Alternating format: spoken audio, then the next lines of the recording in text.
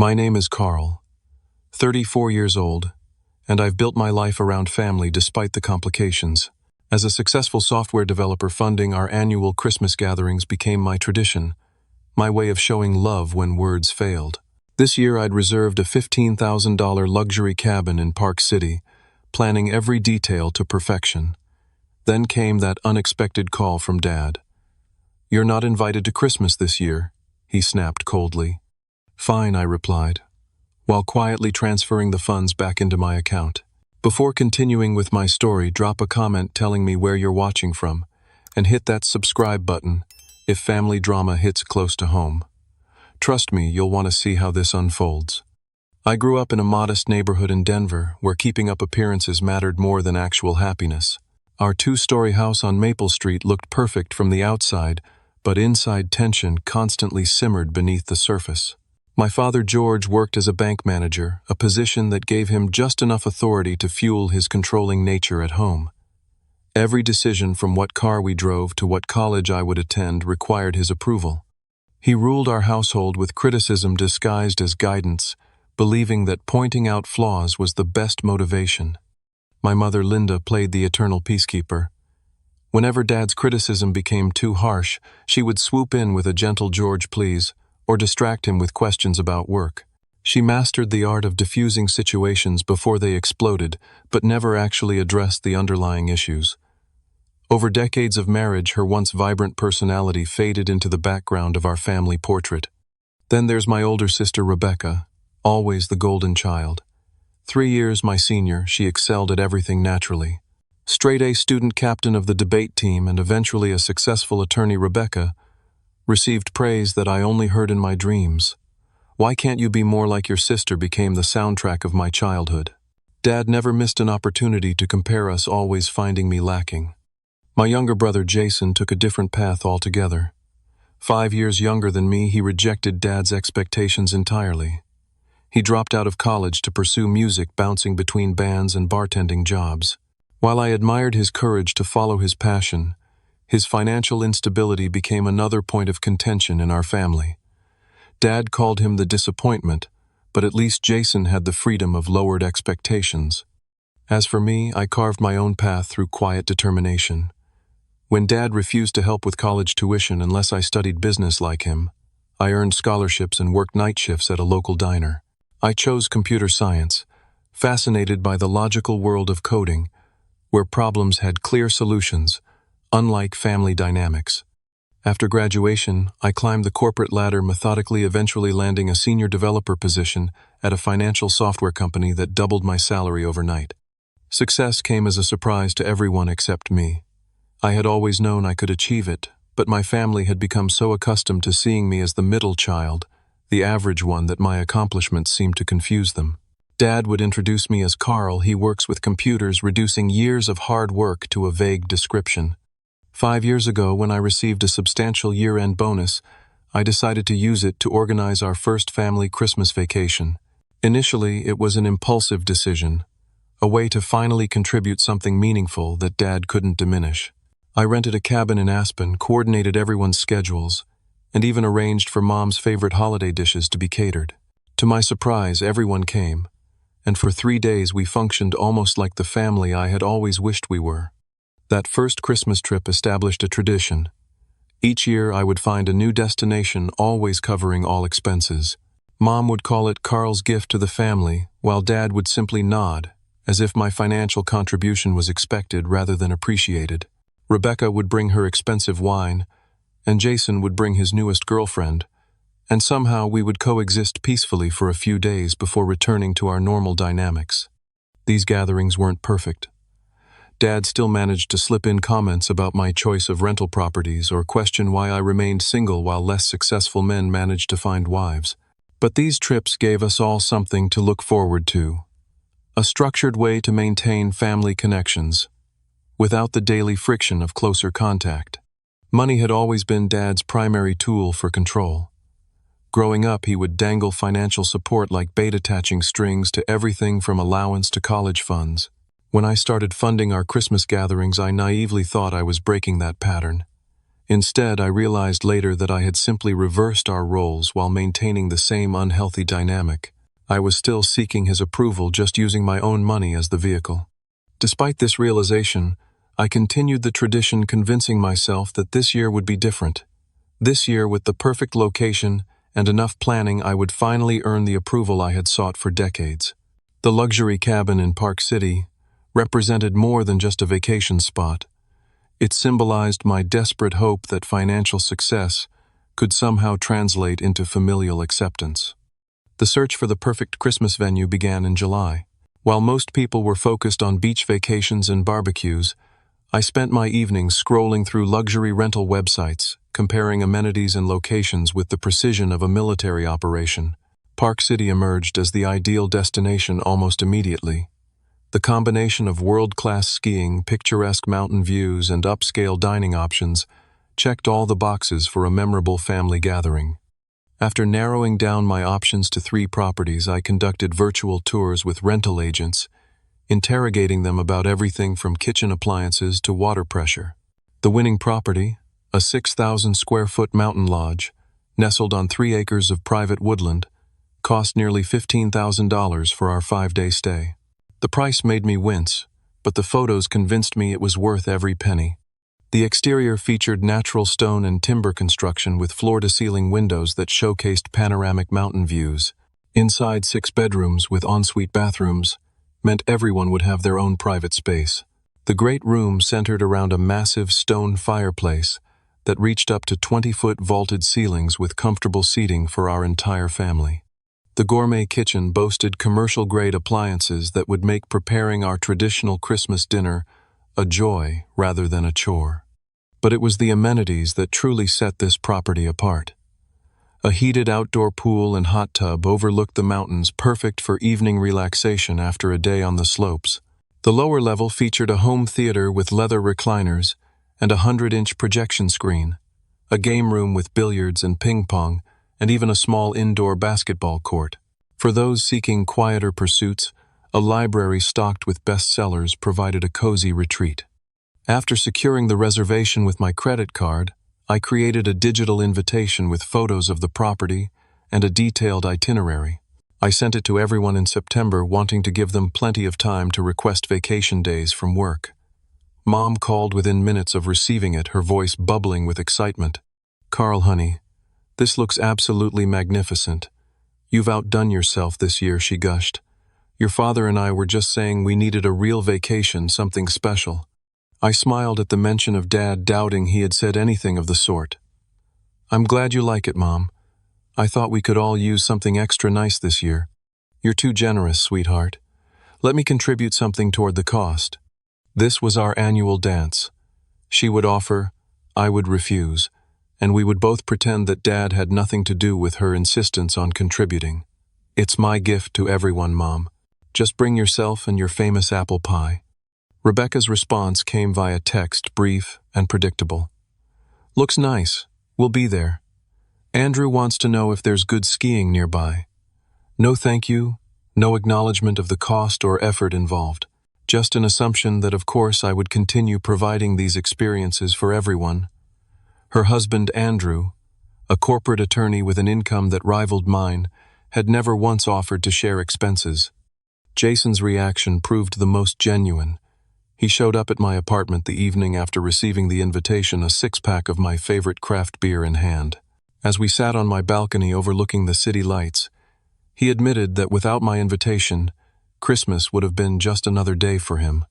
"I got laid off last month," he confessed, picking at the label on his beer bottle. "The band's not bringing in much and rent's due next week. I was about to call Mom for a loan." The shame in his voice was palpable. "Stay with me until you find something else," I offered immediately. "The spare room is just collecting dust anyway." Jason's eyes, so similar to my own, filled with gratitude. "This Christmas trip means a lot, Carl. Not just the free vacation, but knowing someone believes in me enough to include me in family stuff even when I'm a mess." That conversation with Jason fueled my determination to make this Christmas perfect.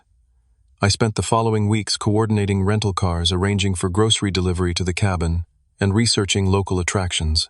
I ordered personalized gifts for everyone, items that required thought, rather than just an impressive price tag.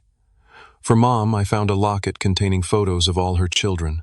For Rebecca, a first edition of her favorite childhood book. For Jason, vintage vinyl records from bands that influenced his music. And for Dad, a rare single malt scotch from a distillery he had once mentioned wanting to visit. As December approached, I frequently checked the weather forecasts for Park City, relieved to see predictions for heavy snowfall the week before our arrival. Perfect powder conditions would surely impress Dad, an avid skier who had taught all of us to navigate the slopes during childhood weekends in Colorado. The $15,000 required for this vacation represented 2 months of careful saving on my part. I had delayed purchasing a new car and passed on a weekend trip to California with friends, prioritizing this family gathering above all else. The money wasn't just currency. It represented my hope that this Christmas would finally bridge the emotional distance between my father and me. 3 weeks before our departure date, I confirmed all the details one final time. The rental agency assured me that the property would be decorated for Christmas, including a 10-foot tree in the great room. The grocery delivery service had my extensive list of everyone's favorite foods. The local ski resort had our equipment rentals and lessons scheduled. Everything was perfectly arranged, a testament to my planning skills and desire to create lasting memories. If only I had known that none of us would ever see that beautiful mountain lodge. The call came on a Tuesday evening as I was finalizing some work projects before the holiday break. When my phone displayed Dad calling, I felt the familiar mixture of hope and anxiety that his calls always triggered. Taking a deep breath, I answered with forced cheerfulness. "Hey Dad, what's up?" "Carl." His voice sounded unusually upbeat. "Just checking in about the Christmas trip. Everything still on track?" This unexpected interest in my planning caught me off guard. Dad rarely called just to chat, and he had never before expressed curiosity about trip details. "Yes, everything's confirmed. The cabin looks amazing from the photos. You and Mom will have the master suite on the main floor, so no stairs to worry about." About that, he continued, his tone shifting slightly. "I've been thinking we should invite some additional people. My golf buddies Ron and Phil mentioned they don't have solid Christmas plans. Their families are great, and it would make for a more lively gathering." I hesitated, calculating quickly. "Dad, the cabin has 6 bedrooms. We're already using 5 with our family. There wouldn't be room for additional families. Surely there's some way to make it work. The boys could bunk together like when they were kids, or you could look for a bigger place." The implication that I should either compromise our comfort or spend even more money just to accommodate his friends sparked frustration, but I kept my voice even. "The reservation is already confirmed. I carefully selected this property based on our family's needs. Maybe next year we could plan for a larger group if that's something everyone wants." Silence stretched across the line for several seconds before Dad spoke again, his voice now carrying that cold edge I knew too well. "Actually, Carl, I've been meaning to talk to you about something else. Your mother and I discussed it, and we think it might be better if you sit this Christmas out." The words hit me like a physical blow. "What? You've been rather negative lately, always bringing up problems from the past, making everyone uncomfortable. Christmas should be a happy time, and frankly, you tend to bring down the atmosphere." My mind raced to understand what he was referring to. During our last family dinner 2 months ago, I had gently suggested that Rebecca might consider Jason's feelings before criticizing his career choices. That brief comment had resulted in Dad lecturing me about stirring up trouble. Was that what he meant by being negative? "Dad, I don't understand. I'm the one who organized this entire trip. I paid for the cabin." His laugh carried a dismissive quality that made my stomach clench. "Well, about that. I've already told everyone that I arranged this special Christmas for the family. It would be awkward to change the story now." The revelation struck me speechless. He had taken credit for my planning, my expense, my gift to the family, and now he was uninviting me from the very event I had created. Finding my voice, I said, "You told everyone that you paid for the Park City trip. Don't make such a big deal about money, Carl. You've always been obsessed with who pays for what. Success has made you arrogant. The cabin rental is just luck anyway. Right place, right time with that tech job of yours. Anyone could do what you do with the right connections." Each word drove the knife deeper. After years of hard work, countless late nights, and sacrificed weekends, My father had reduced my career success to luck and connections I never had. The familiar pattern clicked into place. No matter what I achieved, it would never be enough to earn his respect. I worked extremely hard for everything I have, I said quietly. Nothing was handed to me. There you go again, so sensitive about everything. This is exactly why we think it's better if you skip this year.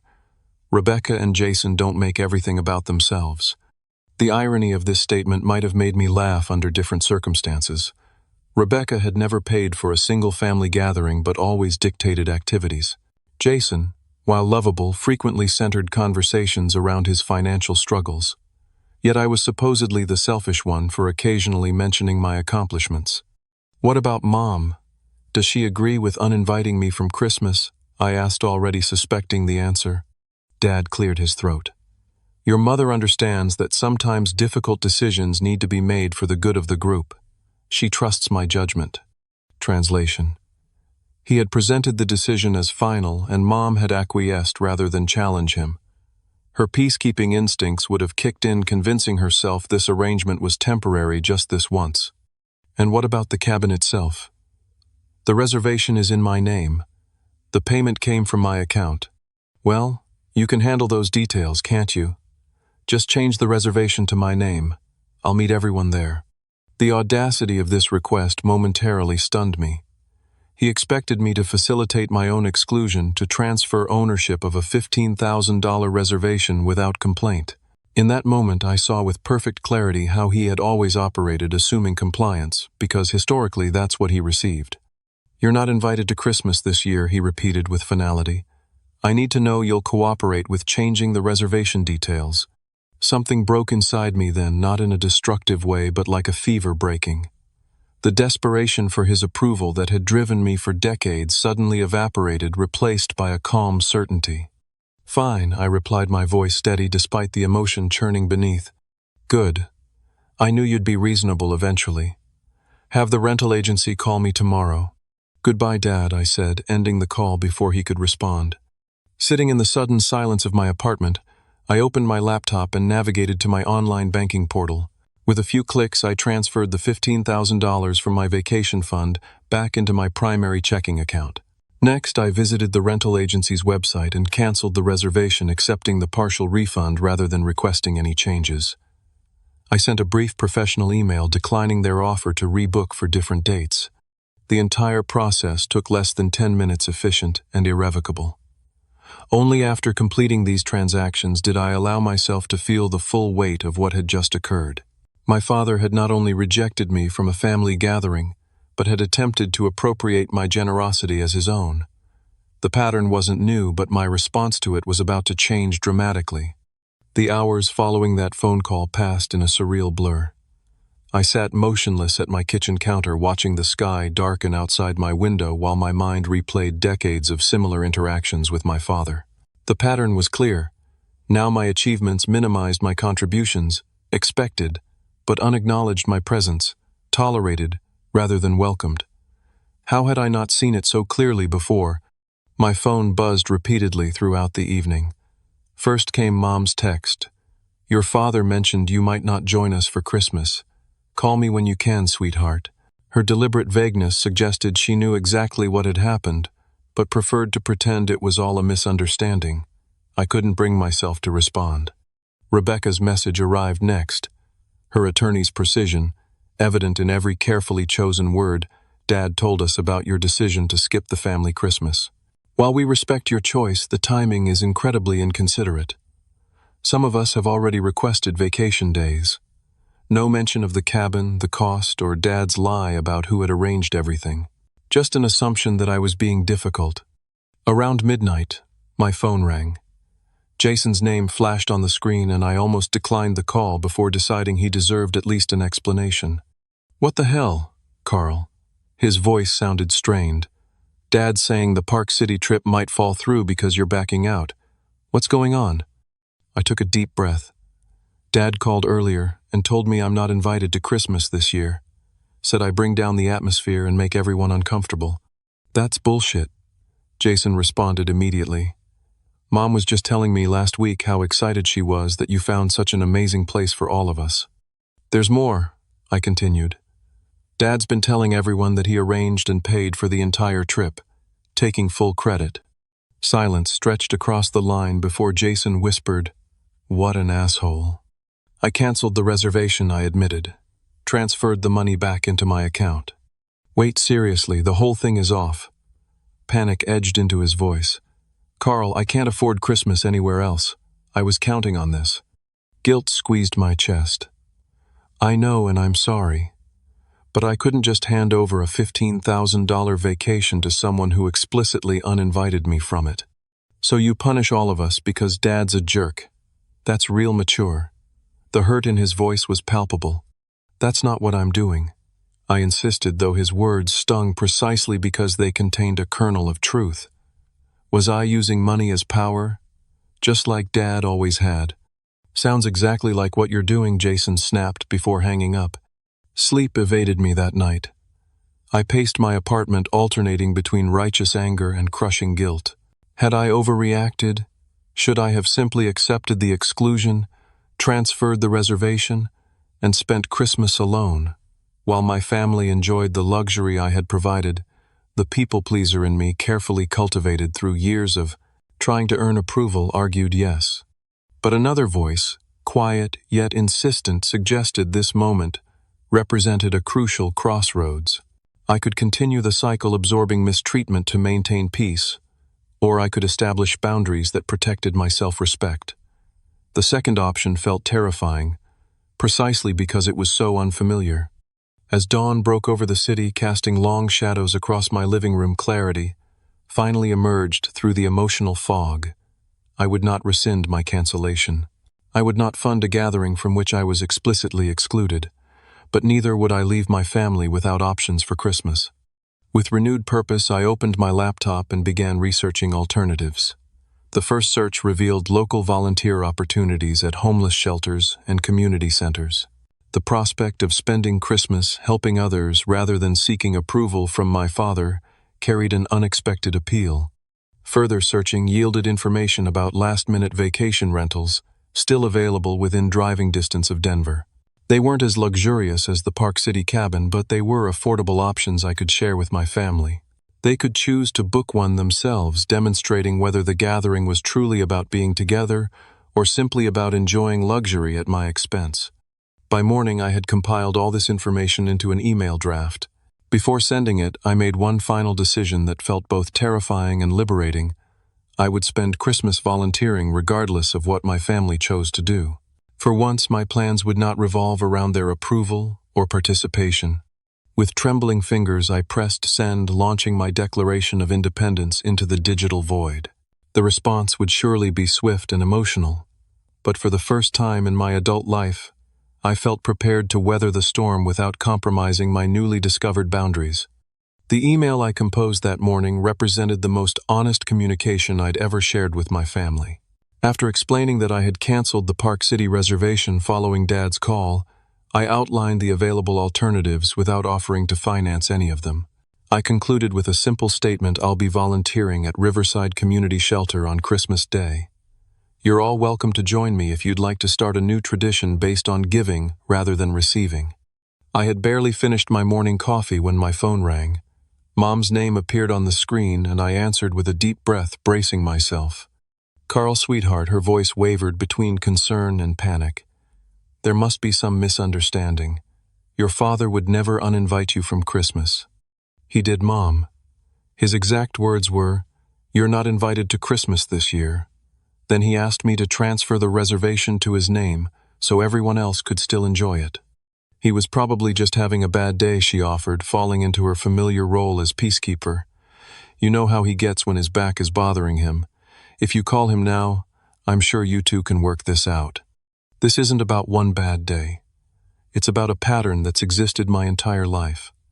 Nothing I do is ever good enough, but everything I provide is expected without appreciation. That's not true, she protested weakly. Your father is very proud of you. He just doesn't know how to show it. Mom, he literally took credit for arranging and paying for the entire Park City trip. He lied to all of you. Her silence confirmed what I suspected she had known all along. He was just trying to surprise everyone, she finally said. Men have their pride, Carl. You know that. My pride matters too. My contributions matter. And my presence at family gatherings shouldn't be conditional based on Dad's mood or whether I've recently challenged him. Please reconsider, she pleaded. Rebecca's children have been talking about this trip for weeks. Jason needs this family time. Can't you just apologize to your father and rebook everything? The guilt trip was so familiar I could have recited it along with her. Everyone else's needs and feelings mattered more than mine. Peace at any price was the family motto, and I was expected to pay that price repeatedly. I'm not apologizing for something I didn't do wrong, I stated firmly. And I'm not rebooking a $15,000 vacation for people who don't appreciate it or want me there. We do want you there. Your father was just. Mom, I interrupted gently. I need to go. I have meetings all morning. I love you, but my decision is final. After ending the call, I silenced my phone and focused on work, grateful for the distraction. When I checked my messages that evening, I found a voicemail from Dad that confirmed I'd made the right choice. Carl, your mother is extremely upset about this childish stunt you're pulling. Canceling a family vacation out of spite shows exactly the kind of negativity I was talking about. I expected better from a son of mine. Call me when you're ready to act like an adult. No apology, no acknowledgement of his lie, just more criticism and an expectation that I would eventually cave to his demands. The familiar anger rose within me, but this time it was accompanied by something new: pity. I pitied the man who could never appreciate the family he had because he was too busy maintaining control. Rebecca's response came as frigid silence. No calls, no texts, just a pointed absence of communication that spoke volumes. She had sided with Dad as she always did. The golden child protecting her position in the family hierarchy. Jason, however, surprised me. 3 days after our heated phone conversation, he knocked on my apartment door, unannounced, his expression a mixture of frustration and confusion. We need to talk, he announced, brushing past me into the living room. What exactly happened with Dad? I'm getting different stories from everyone. I recounted the phone call verbatim, including Dad's claim that he had arranged the entire trip and his request that I transfer the reservation to his name after uninviting me. Jason paced the room as he listened, running his hand through his hair in the nervous gesture we'd both inherited from Mom. When I finished, he collapsed onto my sofa with a heavy sigh. That tracks with the Dad I know, he admitted. But did you have to cancel everything? Mom's devastated and the kids were really looking forward to it. I understand that, I replied, sitting across from him. But think about what Dad was really asking.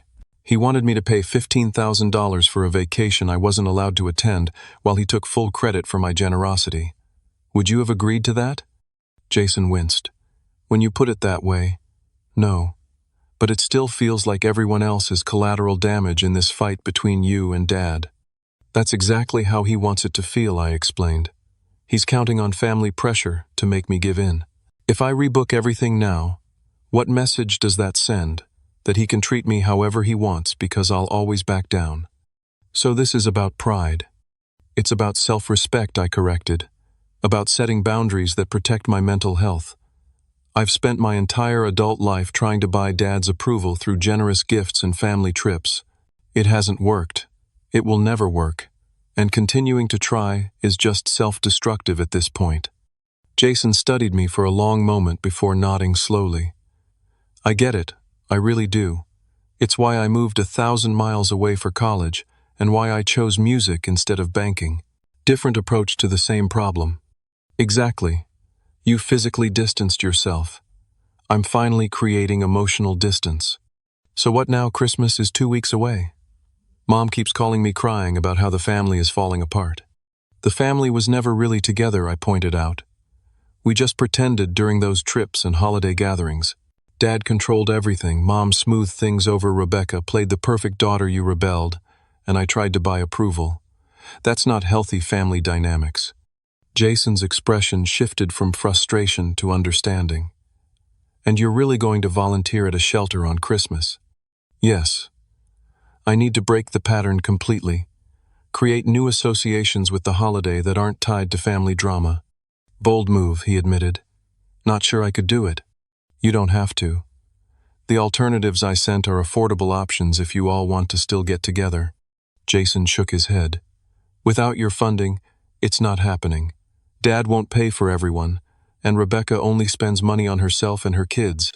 Mom couldn't afford it on her own. The reality of his statement reinforced my decision.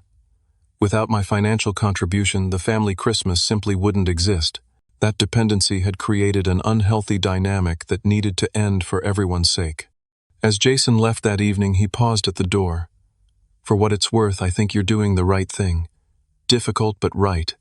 His support, unexpected and genuine, strengthened my resolve to maintain the boundaries I had established regardless of the emotional fallout. The weight that had pressed on my chest for days began to lift, replaced by a tentative sense of freedom. For the first time in my adult life, I was prioritizing my own well-being over family expectations, and despite the discomfort, it felt surprisingly right. Christmas Eve arrived with a light snowfall that blanketed Denver in pristine white. In years past, I would have been frantically checking weather reports for our travel route or coordinating last-minute details for our family gathering. Instead, I found myself driving through quiet streets toward Riverside Community Shelter, a canvas bag filled with wrapped packages on my passenger seat. The shelter occupied a renovated warehouse in an industrial district, its brick exterior brightened by holiday decorations and a hand-painted sign welcoming all. Inside, volunteers bustled about setting up tables and arranging food for the Christmas Eve dinner that would serve over 200 people experiencing homelessness. First-time volunteer asked a tall, gray-haired man who introduced himself as Thomas, the volunteer coordinator. His warm smile and firm handshake immediately put me at ease. "Is it that obvious?" I replied with a self-conscious laugh. "Most of our regulars know exactly where the aprons are kept," he explained, guiding me toward a storage closet. "But we're always grateful for new faces, especially during the holidays. What brought you to us?" The question was simple enough, but I hesitated, unsure how to explain my family situation without sounding bitter. "Change of plans," I finally offered. "Thought I'd try something different this year." Thomas nodded his eyes, reflecting understanding beyond my vague explanation. "Well, you've come to the right place for different. No 2 days are ever the same here." He assigned me to meal service, working alongside a diverse group of volunteers, ranging from college students to retirees.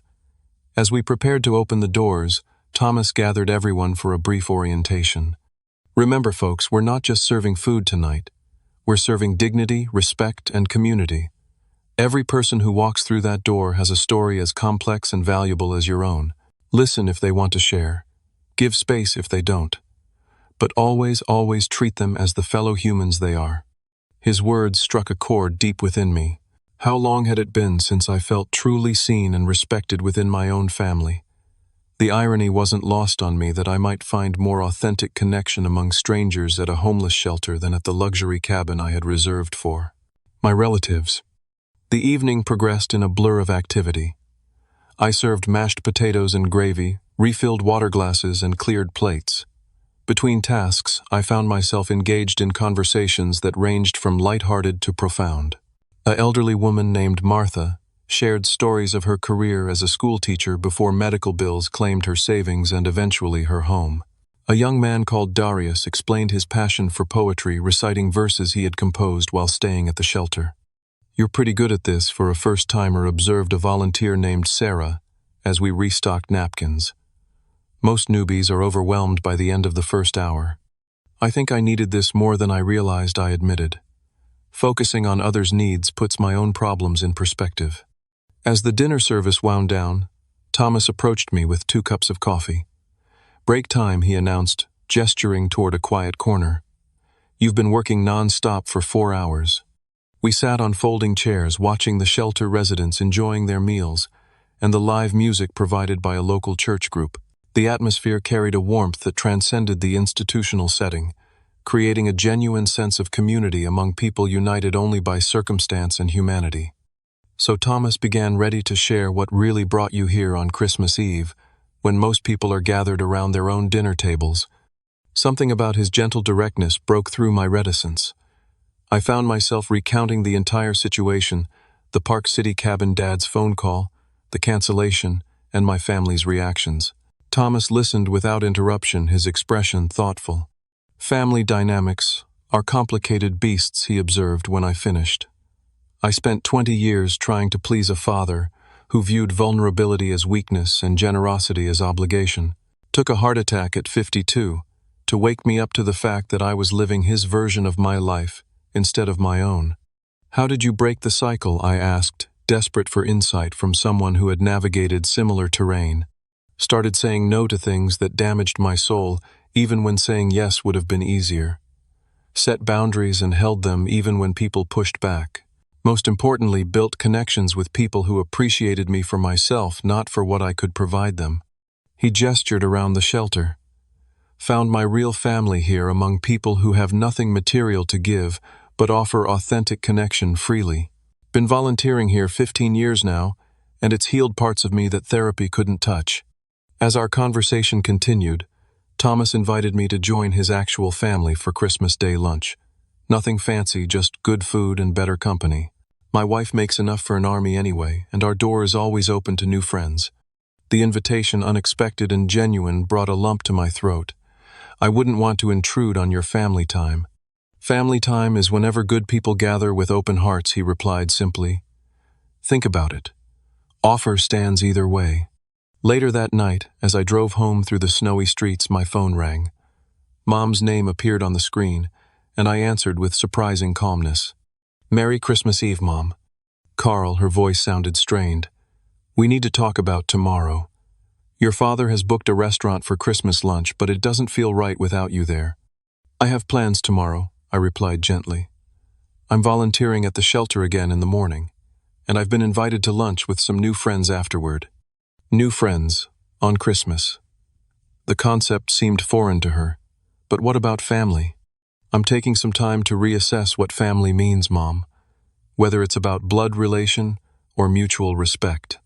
Her silence spoke volumes. Finally, she whispered, I miss you, Carl. Christmas doesn't feel the same. I miss you too. But this separation is necessary right now.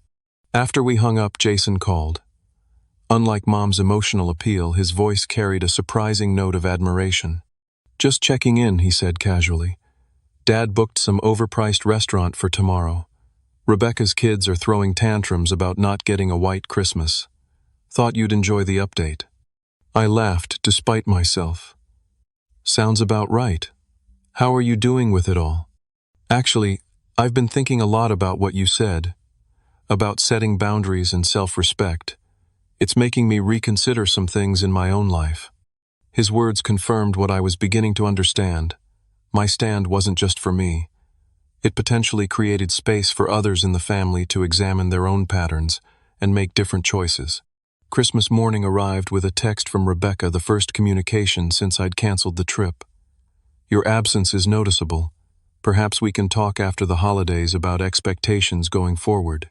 Not warm, not apologetic, but a tiny crack in her usually impenetrable facade. As I prepared to return to the shelter, I reflected on how differently this Christmas was unfolding from what I had planned. Instead of seeking approval in a luxury cabin, I was finding connection in a repurposed warehouse. Instead of walking on eggshells around my father, I was establishing healthy boundaries. The pain of family rejection remained, but alongside it grew something unexpected, a sense of authentic peace I had never before experienced during the holidays. January arrived with Denver's characteristic blend of brilliant sunshine and frigid temperatures. The holiday decorations came down, regular routines resumed, and the emotional intensity of December began to fade into memory. I had declined Dad's Christmas Day call and Rebecca's stilted invitation for New Year's Eve drinks, choosing instead to maintain the distance that felt increasingly healthy rather than punitive. 3 weeks into January, Mom called with an invitation I hadn't expected. I'm hosting a family dinner this Saturday, she announced with forced cheerfulness. Nothing fancy, just pot roast and your favorite apple pie. It would mean a lot if you came. The invitation triggered immediate anxiety. Will Dad be there? Of course, she replied, a note of tension entering her voice. He's your father, Carl. This separation has gone on long enough. It's time to mend fences. In the past, this appeal would have been enough to make me acquiesce, prioritizing family harmony over my own well-being. But 3 weeks of boundary enforcement had strengthened my resolve. Has Dad acknowledged what happened? Has he apologized for lying about the Park City trip? or for uninviting me from Christmas. Her hesitation told me everything. He's willing to move forward if you are. Sometimes in families we need to let things go without dissecting every word said in anger. I'm not asking for a dissection, Mom. Just a basic acknowledgement and apology. Please come, she persisted. For me, if not for him. I miss having my whole family together. The genuine pain in her voice tugged at my heart. While I wasn't willing to pretend nothing had happened, I recognized that completely cutting off contact with my family wasn't the goal either. Creating healthier dynamics required presence and communication, not just distance. I'll come, I finally agreed. But I need you to understand that I'm not going back to the old patterns. Things need to change. Saturday evening arrived with a knot of tension in my stomach as I pulled into my parents' driveway. The modest two-story house looked exactly as it always had, yet everything felt different. I was different. The person who entered this house now carried 3 weeks of boundary-setting experience and a new understanding of self-worth. Mom answered my knock with an enthusiastic hug, pulling me inside, where the familiar scent of pot roast filled the air. Everyone's in the living room, she whispered. Jason just arrived too. I followed her through the hallway, pausing briefly to examine the family photos that lined the walls. So many forced smiles and stiff poses, visual evidence of the tension that had always simmered beneath our picture-perfect surface. Dad sat in his usual armchair, newspaper folded beside him. He glanced up as I entered, his expression unreadable. Carl, he acknowledged with a nod, neither warm nor explicitly hostile. Rebecca perched on the sofa, wine glass already in hand. Nice of you to join us, she offered, her tone carrying the faintest hint of sarcasm. Only Jason's greeting felt genuine. He rose from his seat by the window, clasping my shoulder with a smile. Good to see you, man. The atmosphere carried a brittle quality, everyone hyper-aware of the Christmas conflict, but determinedly avoiding direct mention of it. As we moved to the dining room for dinner, the conversation remained superficial. Weather, local news, Rebecca's children's school achievements. No one mentioned Christmas Park City or the events that had transpired. Halfway through the meal, Dad cleared his throat. So Carl, how's work these days? That software company still keeping you busy? The question seemed innocent enough, but I recognized it as an attempt to redirect our interaction to safe territory. In the past, I would have gratefully seized this olive branch, eager to move past conflict without resolution. Work is good, I replied evenly, but I think there are more important things we need to discuss first. The table fell silent. Mom's fork paused midway to her mouth, and Rebecca's eyes narrowed in warning. Dad's expression hardened almost imperceptibly. If you're referring to the Christmas misunderstanding, I think we can all agree it's water under the bridge now, he stated firmly. It wasn't a misunderstanding, I countered, keeping my voice calm. You explicitly uninvited me from a family gathering that I had organized and paid for. You also told everyone that you had arranged the Park City trip when you hadn't contributed anything toward it. Dad's jaw tightened. I see you're still determined to make mountains out of molehills. This is exactly the negativity I was talking about. Acknowledging reality isn't negativity, I replied. And expecting basic respect isn't making mountains out of molehills. Perhaps this conversation would be better suited for another time. Rebecca interjected, her attorney voice in full effect. We're supposed to be enjoying a family dinner. That's the problem, I said, turning to include her in the conversation. We keep postponing honest discussions in favor of pretending everything is fine. It's not fine. It hasn't been fine for years. An uncomfortable silence descended on the table. Jason caught my eye across the table and gave a subtle nod of encouragement. I've spent years trying to earn approval through generosity, I continued. Funding family vacations, buying expensive gifts, always being the one to compromise when conflicts arose. But I've realized that's not a healthy dynamic for any of us. Dad pushed his plate away. So this is about money. You're keeping score of every dollar you've spent on the family. No, it's about respect. About acknowledging contributions rather than taking them for granted. About treating each other with basic consideration rather than conditional acceptance. Mom reached for my hand. Sweetheart, nobody takes you for granted. We all appreciate everything you do. Do you? I asked gently. Because when I set a boundary about not funding a vacation, I wasn't welcome to attend, Everyone acted as if I was being selfish and unreasonable. Rebecca sipped her wine before responding. The timing was inconsiderate. People had made arrangements. The timing wasn't my choice, I reminded her.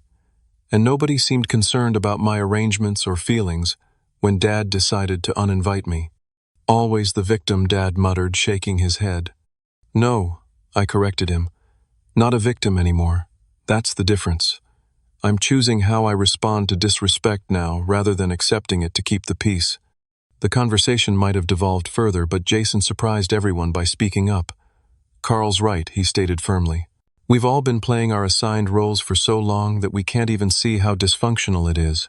Dad controls everything, Mom smooths things over, Rebecca plays the perfect daughter, I rebel, and Carl tries to buy approval. It's not healthy for any of us. Dad turned to him with a scowl. Since when are you a family therapist? I'm not, Jason shrugged. But I've been thinking a lot since Christmas about why our family only functions when everyone stays in their lane. Why we can't just be authentic with each other, without all the manipulation and power plays. Rebecca set down her glass with more force than necessary. That's an extreme characterization. Is it? I asked. Then why was everyone so quick to believe Dad had funded the Park City trip when he's never paid for a family vacation in his life? Why did no one question that narrative? The direct question landed like a stone in still water, sending ripples of discomfort around the table. Mom studied her plate, Dad shifted in his chair, and even Rebecca looked momentarily discomfited. Because it was easier, Mom finally admitted, her voice barely above a whisper. Easier than acknowledging the patterns we've created. Her honesty, unexpected and vulnerable, created an opening for genuine conversation. For the next hour, we talked more openly than we had in years. No one stormed out, though. Dad grew increasingly quiet as the discussion progressed. By the time Mom served apple pie, something had shifted in the family dynamic. Nothing was resolved completely. Dad never offered the apology I had hoped for, though he grudgingly acknowledged that communications could have been clearer regarding Christmas. Rebecca maintained that I had overreacted but conceded that Dad shouldn't have taken credit for my contribution. Mom oscillated between defending Dad and validating my feelings, her peacekeeper role deeply ingrained. But something fundamental had changed. I had spoken my truth without backing down, and the family hadn't imploded as a result. The world hadn't ended because I prioritized self-respect over approval-seeking. As we prepared to leave, Jason pulled me aside in the hallway. That took guts, he said admiringly. Standing your ground with Dad isn't easy. It gets easier with practice, I replied. How are you doing? You were pretty upset about Christmas. He smiled ruefully. Actually, I've been thinking about what you said about boundaries. I've decided to stop asking Mom and Dad for financial help. Got a steady gig at a jazz club downtown teaching guitar lessons during the day. It's not much, but it's mine, you know. His words reflected my own journey. I know exactly what you mean. As I drove home that evening, I realized the painful Christmas conflict had catalyzed important changes not just for me, but potentially for our entire family system. By refusing to play my assigned role, I had created space for others to reconsider theirs. The months that followed brought gradual shifts in our family dynamics. Dad remained. Dad critical and controlling, but I no longer sought his approval with the same desperation. Mom began occasionally expressing her own opinions, rather than automatically deferring to his.